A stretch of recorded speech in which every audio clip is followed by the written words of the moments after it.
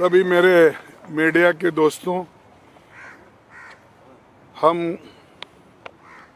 एक आज black pepper against the government निकाल रहे हैं, क्योंकि वो हमेशा अपनी बात को पार्लियामेंट में जब रखते हैं तो बार बार अपनी कामयाबियों को सुनाते हैं और उनके फेल्यूर्स को छुपाते हैं। और जो हम उनके फेल्यूर्स के बारे में भी जब कहते हैं तब भी हमको उतना उसको महत्व नहीं दिया जाता है। तो इसलिए हमने सोचा कि एक ब्लैक पेपर इस सरकार के खिलाफ निकालना और लोगों को बताना, इस दृष्टि से आज हम ये आपके सामने रख रहे हैं। वो बाद में देंगे जो अपना ये है डिटेल्स, लेकिन उसमें मेन मुद्दे ये हो गए कि बेरोजगारी जो सबसे बड़ा मुद्दा है देश में, और इसकी बात कभी बीजेपी की सरकार नहीं करती, और न करने से आज वो हमेशा 10 साल की तुलना करने का सोचते हैं। और मुझे कभी कभी ऐसा हंसी आती है कि उन्होंने परसों पब्लिक सेक्टर्स की बात करके उन्होंने बताया, लेकिन ऐसा नहीं कौन सा बताया कि जो पंडित जवाहरलाल नेहरू जी के ज़माने में HAL, HMT, BEL, BHEL ऐसे चीज़ें कोई है उन्होंने कभी बताया नहीं। वो कौन से हैं उनके ज़माने में पब्लिक सेक्टर्स, कितने लोगों को एम्प्लॉयमेंट मिला, कितने लोगों को अच्छी नौकरी मिली, ये उन्होंने कभी नहीं बताया। और दूसरी बात ये तो रोजगारी की, एक देहात में भी रोजगारी कम हो रही क्योंकि ये नरेगा का पैसा वो रिलीज नहीं कर रहे, और हर स्टेट में डिस्क्रिमिनेशन हो रहा है। जैसा कि कर्नाटक है, आंध्रा है, जहाँ भी बोलिए, या तेलंगाना है, केरला और कर्नाटक, सभी ऐसे जो यहाँ पर जो non Congress, non BJP states जो है उनको निगलेक्ट किया जा रहा है। कहीं के भी वहाँ पर उनकी सरकार नहीं है, वहाँ पर उन्होंने कुछ पैसा छोड़ते नहीं, देते नहीं, और बाद में ये कहते हैं कि हमने तो रिलीज किया है, वो खर्च नहीं हुआ। ऐसा नहीं होता। जब जब खर्च करते हैं उस वक्त अगर आप इमीडिएटली पैसे देते फिर आगे का काम होता है, लेकिन वो पर्पसली वो लोगों को काम नहीं देना और खर्च नहीं हो रहा ये बोलना, ये एक बहुत बड़ी साजिश है ये बीजेपी की सरकार की। और दूसरा, महंगाई तो इतनी बड़ी है, तो वो नेहरू के ज़माने की कंपेयर करते हैं, इंदिरा गांधी जी के कंपेयर प्राइसेस उस वक्त क्या थे वो अरे आज आप क्या कर रहे हैं वो महत्व का है। You are ruling today. इस इन्फ्लेशन को कंट्रोल करने के लिए आपने क्या कदम उठाया ये महत्व का है, ना कि आज़ादी के पहले क्या था, फिर नेहरू जी ने क्या किया, इंदिरा जी ने क्या किया, राजीव ने क्या किया। क्योंकि कांग्रेस को तो आप गालियाँ देते दे दो, लेकिन ये मेन समस्या है महंगाई का। आपने इसको खाने पीने के सामान जो उसको कंट्रोल करना था वो नहीं किए। और ऐसे है चंद ये पल्सेस है, ये आप कंट्रोल कर सकते हैं। तेल है आप कंट्रोल सकते। एसेंशियल कमोडिटीज जितने भी होते हैं उसको कानून है कंट्रोल करने का, लेकिन चंद ऐसे उनके लोग हैं, उनके दोस्त लोग हैं, वो यहाँ पर अगर महंगाई हो गई तो बाहर से इंपोर्ट करते हैं, वो जहाज समंदर में रखते हैं टिल यहाँ के प्राइसेस राइज नहीं होते। जब प्राइसेस राइज होते हैं तब वो समंदर में से रहने से जहाज पोर्ट पे लाते हैं। पोर्ट पे इसे लाने के बाद ही उसको वो टैक्स लगेगा, वो लगेगा, ये लगेगा, इसीलिए वो भी काम वो करते हैं। यानी दे ट्रीट बिग जो जहाज होते हैं उनको एक गोडाउन के तरफ वो ट्रीट करते हैं। तो ऐसा भी फायदा वो लोग अपने दोस्तों को करके देते हैं। और तीसरा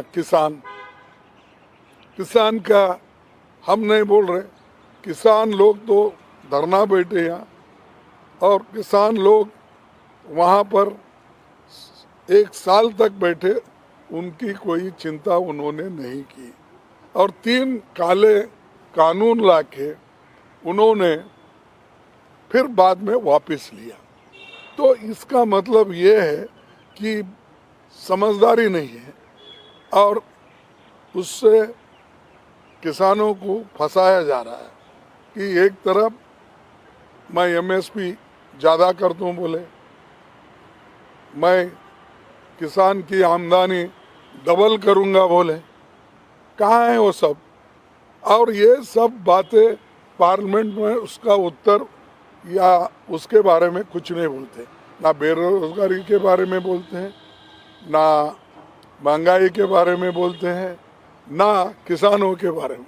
दूसरे चीज़ लाना जो इर्रेलेवेंट है और उसी के ऊपर वो भाषण उनका चलते रहता है। तो ये किसान का मुद्दा भी बहुत बड़ा है, और वो जो उनका वायदा था 2 ये अपना डबल आमदनी करने का, वो कुछ भी नहीं है। और ट्रैक्टर पे, इस पे, ये जो एग्रीकल्चर इक्विपमेंट्स है उनके ऊपर भी जीएसटी लगाया गया। और एमएसपी की गारंटी तो छोड़ो, मोदी की गारंटी बोलो, ये गारंटी लिखो ना। जो आपने कहा कि मोदी की गारंटी एमएसपी थी, मैं नहीं कर सका, नौकरियां 2-2 करोड़ हर साल देना था, मैं नहीं कर सका, ये मोदी की गारंटी है ना। अब नए गारंटी निकले हैं, तो ये जो है इसके बारे में। और सामाजिक न्याय, देखिए सामाजिक न्याय वो बहुत बोलते हैं, मैं president of India schedule caste को बनाया, मैं शेड्यूल ट्राइब को बनाया, मैं फलानों को बनाया। अरे ये इम्पोर्टेंट नहीं, ये तो बनते रहते, तुम्हारे पार्टी की एक पॉलिसी रहती, हमने भी बनाया। हमने तो ऐसे नेताओं को शेड्यूल कास्ट के प्रेसिडेंट बनाया जो इंटरनेशनली फेमस थे। मैं ये नहीं कर रहा हूँ, कोई इनको क्रिटिसाइज नहीं कर रहा हूँ, मैं इनका भी महत्व मैं जानता हूँ, लेकिन अच्छे पढ़े लिखे लोगों को और अच्छे इंटरनेशनली फेमस जर्नलिस्ट थे, फिर एम्बेसडर थे, फिर वाइस प्रेसिडेंट बने, फिर उसके बाद में वो प्रेसिडेंट ऑफ इंडिया बने, वो शेड्यूल कास्ट थे। तो ये बातें उन्होंने वहाँ बोलना, बाबा साहब अम्बेडकर के बारे में हम फोटो लगाए, वो बोल, इससे देखो ये तो इमोशनल चीज़ें हैं, लेकिन आदमी को रोजगार देना ये इम्पोर्टेंट है। इसकी बात आप करना चाहिए, इसके लिए हम बोलते। और सामाजिक न्याय उस वक्त मिलता है हर चीज़ में आप लोग भागीदारी देना चाहिए। पब्लिक सेक्टर्स क्यों इंसिस्ट कर रहे हैं? पब्लिक सेक्टर्स अगर ज़्यादा बने, बड़े बड़े बने, तो उसमें एम्प्लॉयमेंट ज़्यादा मिलता है और SC ST OBC का वहाँ पर एक परसेंटेज जो मिलता है वो परमानेंट मिलता है। वो इधर उधर भागने की जो कॉन्ट्रैक्ट जॉब करना, डेली वेजेस करना, ये सब उसको स्थिरता नहीं देती और ख़ास करके उनको एक स्टेबिलिटी भी नहीं मिलती। तो इसीलिए हम चाहते थे कि पक्की नौकरी दो, गवर्नमेंट सर्वेंट में पक्की नौकरी दो, पब्लिक सेक्टर्स में दो, और अगर स्मॉल स्केल इंडस्ट्रीज उसमें इन्वॉल्व करना है तो उनको एस्टैब्लिश करके उनके हाथ में दो। जैसा आप करोड़ों रुपए बड़े बड़े कॉरपोरेट को देते हैं, थाउजेंड्स ऑफ करोड़ लोन देते हैं, क्यों नहीं इनको जितना उनके धंधे के लिए, उनके काम के लिए 5-10 करोड़ होना है तो देकर आप उनको एस्टैब्लिश करो। वो नहीं करते, वो नहीं बोलते। अपनी भाषा अच्छी है और हिंदी में सब कुछ बोल के हम निपटा लेंगे, तो उससे आर्थिक परिस्थिति भी बढ़ती नहीं, उसके इन्फ्लेशन भी कम नहीं होता, उससे एम्प्लॉयमेंट भी ज़्यादा नहीं होता। तो ये, और 5वां पॉइंट है लोकतंत्र पे खतरा। ये ज़रूर है, क्योंकि एक तो अब डरा डरा के, धमका के इलेक्ट्रल बॉन्ड भी, पैसा भी आप वसूल कर रहे हैं इंडस्ट्रीज के पास। हमने नहीं पूछा, अभी तुमने चाबी फिराते हो पीछे, वो आगे आके देते हैं, वो सब छोड़ के हमने किसी को पूछा नहीं, किसी को तंग नहीं। तंग कैसा करते हैं? ED की नोटिस भेजना, CBI की नोटिस भेजना, CBC की भेजना, और किसी ऑफिसर भी अगर उनके सुनता नहीं तो विजिलेंस को उसको रिपोर्ट करा। ऐसा तंग करके अपने पास लेते हैं, और इलेक्ट्रल बॉन्ड का भी इन्होंने इतना, फिर इससे पहले 10 साल पहले अगर उनके आइडियोलॉजी पे ही है, फिर इतने पैसे क्यों नहीं जमा होते थे, अब क्यों जमा? सो ये इनडायरेक्टली हरासमेंट, प्रेशराइज करके आप इलेक्शन में पैसा ले रहे हैं, और ये पैसा डेमोक्रेसी को ख़त्म करने के लिए यूज़ कर रहे हैं। 411 MLAs को 10 साल में उन्होंने अपने तरफ लिया। अब मैं ये नहीं कहता कितना पैसा दे के खरीदे, क्या करे, वो नहीं, लेकिन आपको तो मालूम है कितने सरकारें हमारे इलेक्टेड थे, जैसा कि मध्य प्रदेश, कर्नाटक, मणिपुर, गोवा, उत्तराखंड, ये सब आप जानते हैं कैसे गिरे ये, कि उनको इसमें ये डेमोक्रेसी को ख़त्म करना उनका काम है। और जो लीडर बोलता है उसको एक थ्रेट, मेरे को परसों मोदी जी के भाषण में मैं कुछ भाषण किए तो मेरे को 4-5 कॉल्स आए, कोई ऐसी गंदी गालियाँ दिया, वैसी दिया। तो मैं यहाँ पर कहाँ पर हमने पुलिस स्टेशन में रजिस्टर करवाया है, जो केस है वो देखेंगे। इससे पहले भी तुगलक पुलिस स्टेशन में करवाया था, इससे पहले मैं वहाँ 2-4 महीने रहता था साउथ एवेन्यू में, वहाँ पर साउथ एवेन्यू पुलिस स्टेशन में करवाया, अपने बेंगलुरु में करवाया, सदाशिव नगर। कितना, क्यों? अरे आप बहस करो, आपकी बहस के ऊपर लोगों को कन्विंस करो।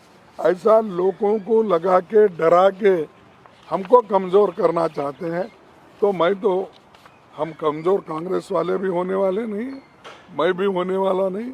मैं तो इतनी कठिनाई देख के, एक ही घर में मेरे बाप एक बच्चे थे, मैं एक बचा, 2 ही मिलके अब 83 तक मैं आया हूँ एज, और 53 साल से मैं पॉलिटिक्स में हूँ। एक इलेक्शन भी मेरी गई नहीं थी, परसों एक छोड़ के। लेकिन मेरे को भी इनडायरेक्टली गालियां देना, डिफेम करना, सोशल मीडिया में डालना, ये कर रहे हैं, करने दो। उनका काम है कि अगर शेड्यूल कास्ट का वो भी जिसके पीछे कोई भी नहीं है, ऐसे आदमी को अगर वो डिफेम करना चाहते हैं, और 53 साल में एक कलंक नहीं है। मैं 20 साल वहाँ मिनिस्टर था, 10 साल यहाँ मिनिस्टर और 8 साल अपोजिशन लीडर, वहाँ भी अपोजिशन लीडर 18 साल था। तो कोई मेरे तरफ उंगली उठा के भी नहीं बोलता।